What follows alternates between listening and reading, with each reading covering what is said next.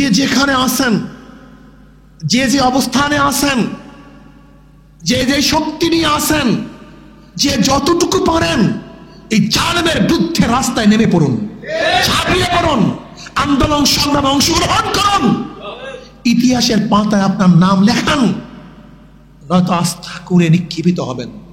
যে যেইভাবে যেই অবস্থানে আছেন প্রত্যেকের অবস্থান থেকে আন্দোলন শরীক হন। এই আন্দোলন জালেমের বিরুদ্ধে আন্দোলন, এই আন্দোলন খুনিদের বিরুদ্ধে আন্দোলন, এই আন্দোলন মাজলুমের পক্ষে আন্দোলন, এই আন্দোলন ন্যায় প্রতিষ্ঠা করার আন্দোলন, এই আন্দোলন বাংলাদেশকে রক্ষা করার আন্দোলন, এই ভূখণ্ডকে রক্ষা করার আন্দোলন, প্রত্যেকের অধিকারকে ফিরিয়ে দেওয়ার আন্দোলন। এই আন্দোলন আল্লাহর জমিন, আল্লাহর হুকুমত কায়েম করার আন্দোলন। কাজী আসুন না আমরা যে যেখানে আছি সম্মিলিতভাবে প্রত্যেকের স্থান থেকে, প্রত্যেকের জায়গা থেকে আমরা যে যতটুকু পারি চেষ্টা করি।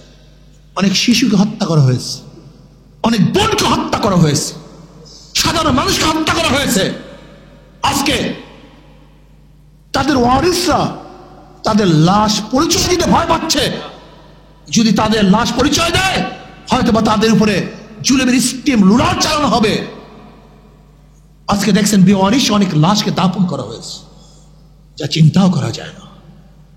বাচ্চারা পালাতে যায়, সেখানে তাদেরকে বুলেট দিয়ে তাদের বুককে ছাঁচড়া করা হয়েছে।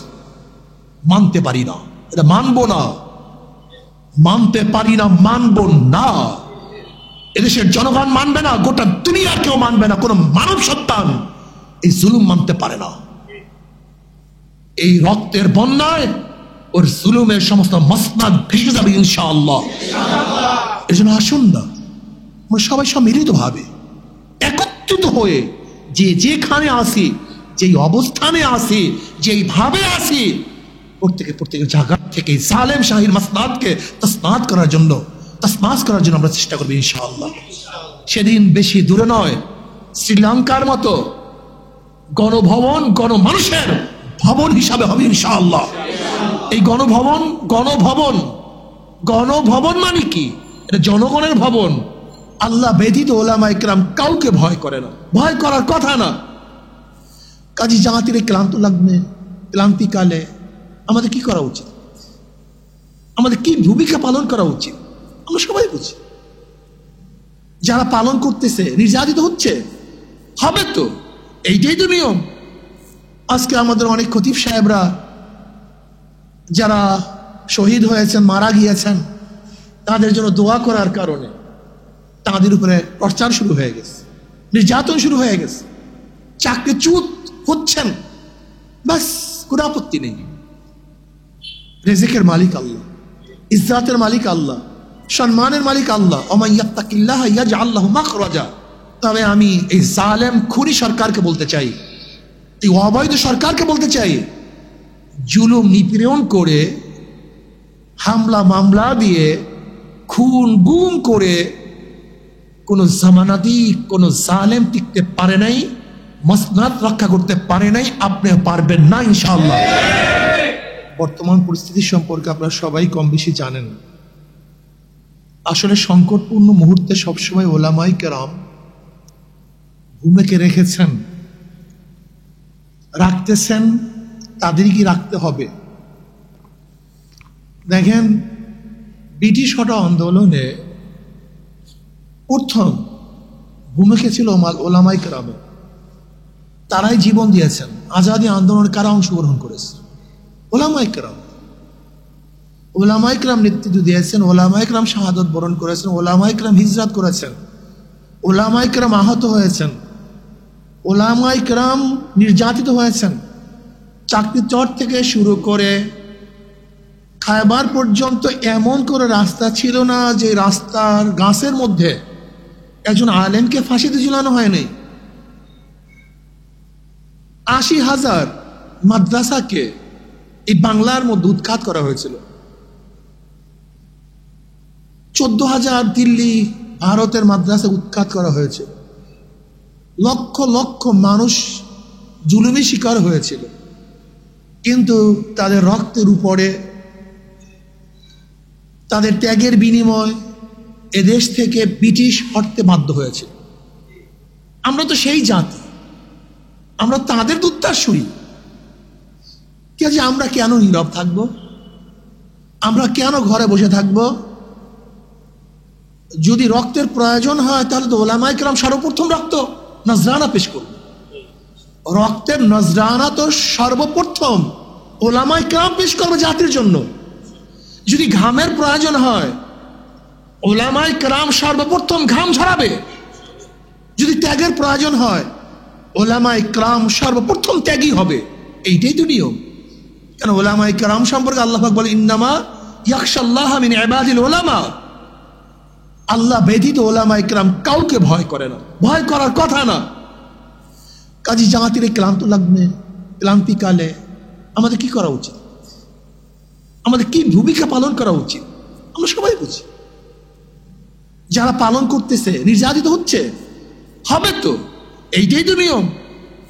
আজকে আমাদের অনেক খতিব সাহেবরা যারা শহীদ হয়েছেন, মারা গিয়েছেন, তাদের জন্য দোয়া করার কারণে তাদের উপরে প্রচার শুরু হয়ে গেছে, নির্যাতন শুরু হয়ে গেছে, চাকরিচ্যুত হচ্ছেন।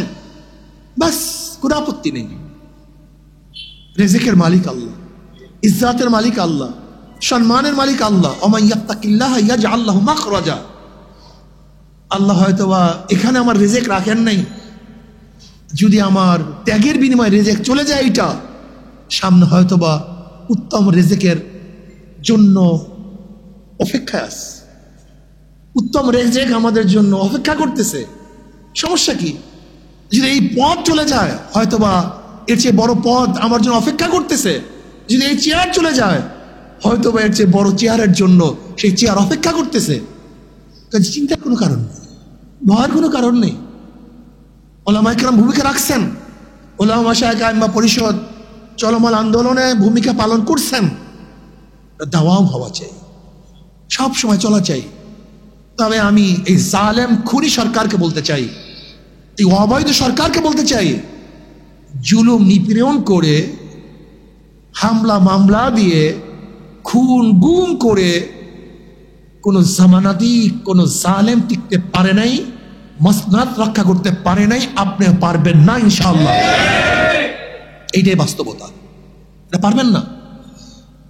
আজকে আমি তোলাবাদেরকে বলবো, সময় চলে এসছে, যে যেখানে আছেন, যে যে অবস্থানে আছেন, যে যে শক্তি নিয়ে আছেন, যে যতটুকু পারেন এই জালেমের বিরুদ্ধে রাস্তায় নেমে পড়ুন, ঝাঁপিয়ে পড়ুন, আন্দোলন সংগ্রামে অংশগ্রহণ করুন, ইতিহাসের পাতায় আপনার নাম লেখান, নয়তো আস্থা করে নিক্ষিপ্ত হবেন।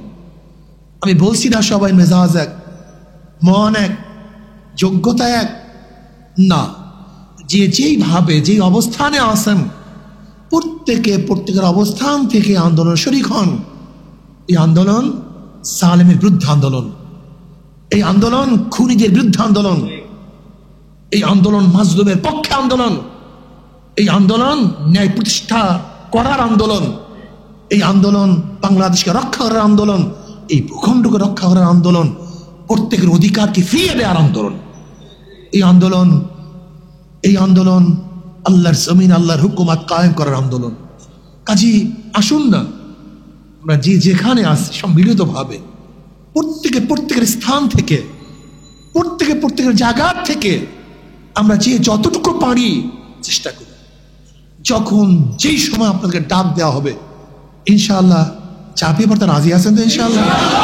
আমি ওলামায়ে কেরামকে বলবো, যে যেখানে আছেন, আমরা আপনাদেরকে চলমান আন্দোলনে সবাই তো সব সম্পৃক্ত আছেন, আরো বেশি বেশি অংশগ্রহণ করার জন্য আহ্বান করব।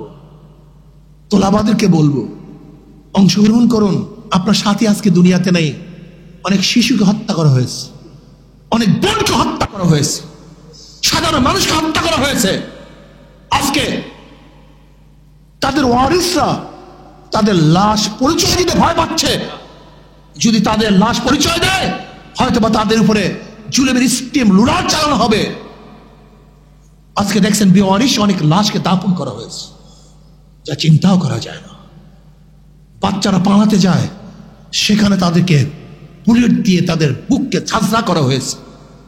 মানতে পারি না, এটা মানবো না, মানতে পারি না, মানবো না।